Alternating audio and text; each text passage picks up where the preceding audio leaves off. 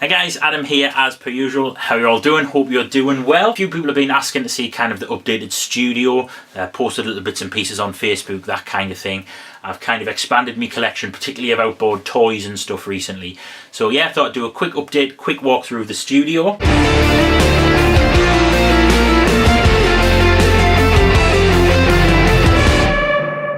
Before we get to all the exciting stuff, computer's still the same computer I've had for the last 3 years, really powerful, no need to upgrade for any time in the near future for me. Does everything I want and more. Software wise, I'm now running Samplitude Pro X3.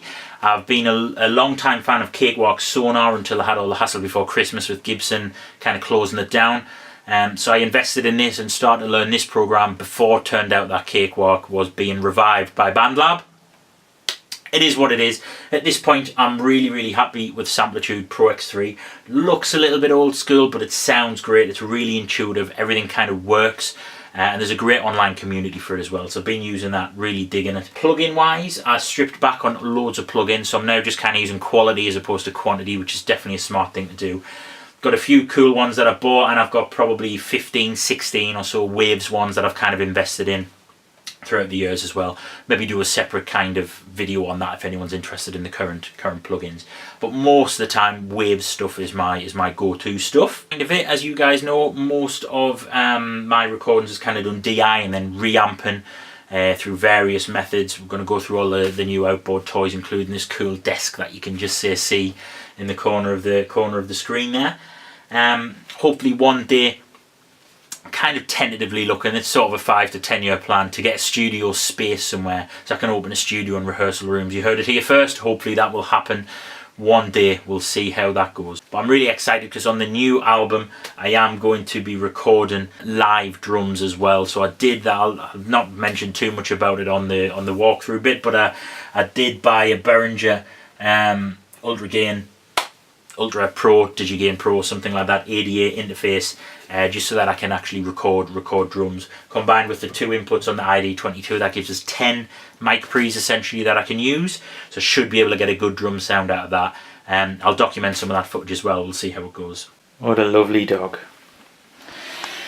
So it's a total mess at the moment, so I'm going to do the best I can to not show you the left hand side of the room, because I'm busy having a clear out.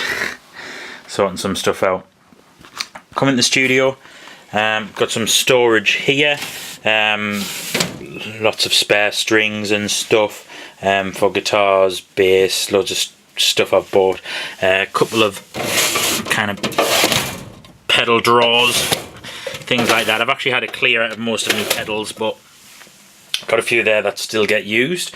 So monitors have recently upgraded from KRK. So not much of an upgrade, to be honest, to these Yamaha HS7s.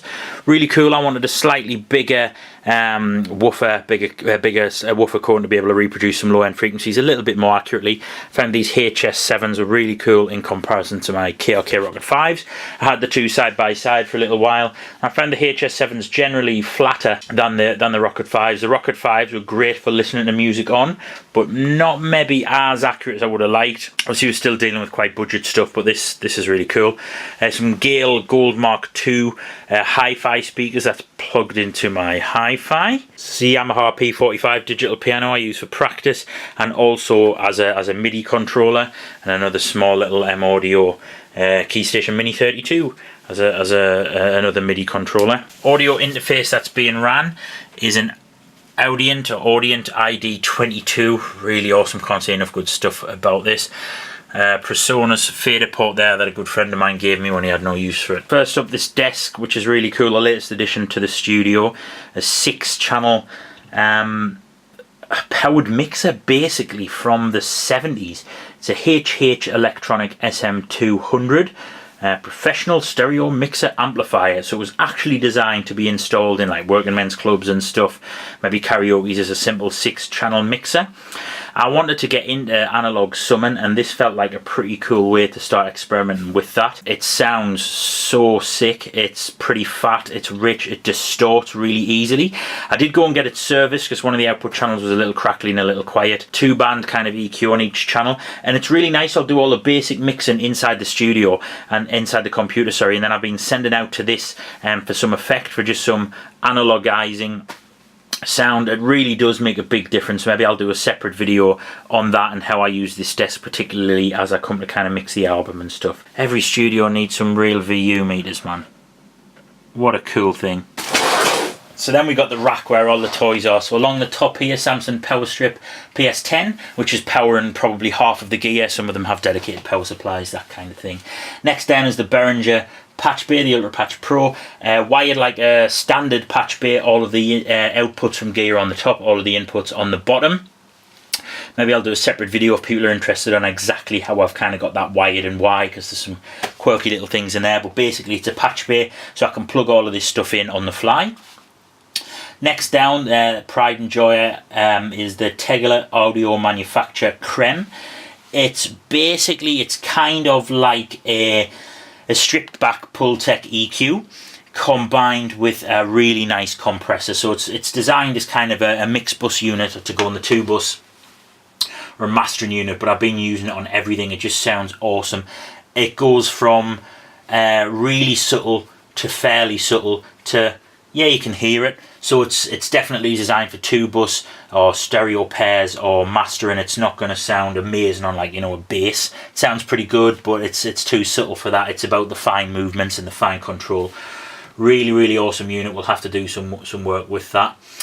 Next down and is the Nomad Audio Axeman, which was a solid state preamp for guitar from the 80s. It's got clean channel, a couple of distortion channels. The distortions, they sound okay. They sound alright for a solid state kind of distortion. But I only really use this for chorus on the clean tracks. Also been experimenting with chorus on kind of piano and stuff as well. And it's just a really nice chorus. Based on, I believe, either a Boss CE1 or CE2. Probably a CE2. But it just sounds really, really nice, man. So got that there. Next down is the M Audio Tampa. It's supposed to be a poor man's Avalon preamp. It's obviously nowhere near the quality of the Avalon preamp, but I like the built-in compressor. Just gives me something different. I've mainly used it when I've tracked kind of the odd bits of vocals or voiceover, something like that. Kind of an all-in-one unit just to get a nice sound going in. Really dig that.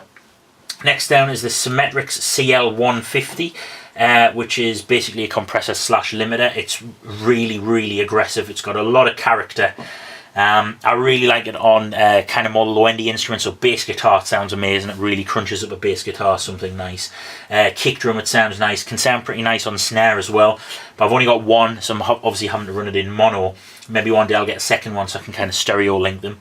It's got a bit of the old 160A kind of sound to it, but maybe a little bit more assertive, a little bit more aggressive. Subtlety is not what you'd use this for sure. Next down is the Droma DL221 dual kind of compressor limiter.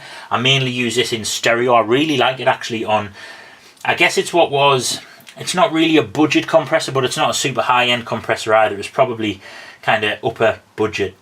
Does that make sense? But the Droma stuff's great. The DL221's really nice. I've been using it mainly in stereo, sometimes across the 2-bus until I got hold of the Creme. But I still really like it on piano. Just kind of softens the high end a little bit. And on a drum bus for exactly the same reason. It just kind of takes the spike off the cymbals and just gives it all around a bit of smoothness. And then I've got the Korg SDD 2000 sample and digital delay. It's just an old school, slightly glitchy lo-fi digital delay, and it sounds awesome. Most of the time I am just running delays in the box, but every now and again if I want something a little bit quirky, a little bit different, or I just want to, you know, touch stuff and experiment with sound, then that's what the SDD 2000 is for, and it's awesome. So that's about it, guys. I hope you enjoyed the short little tour. Any questions, or you want to see any of the gear in more depth, you know, my opinions, etc., then please, you know, let me know. Give me a link to your video studio tours as well, or post your gear in the comment section, in the chat section below, because I just love gear, man. I'm just a gear nerd. I love checking it out, love seeing what other people are using and sharing opinions and experiences with it, etc. That's what it's all about at the end of the day, sharing your experience, sharing your opinion, and just chatting to like-minded nerds. So yeah, any questions, let me know. Otherwise, guys, keep in touch. I will see you very soon. Take it easy. Oh, should mention, repping my boy Sean de Burger today. Monster guitar player from down in Brighton, the UK. Check out his album, Mechanism, if you haven't already. just a beast, particularly on the old acoustic, all the percussive stuff, good stuff. Anyway, see you soon.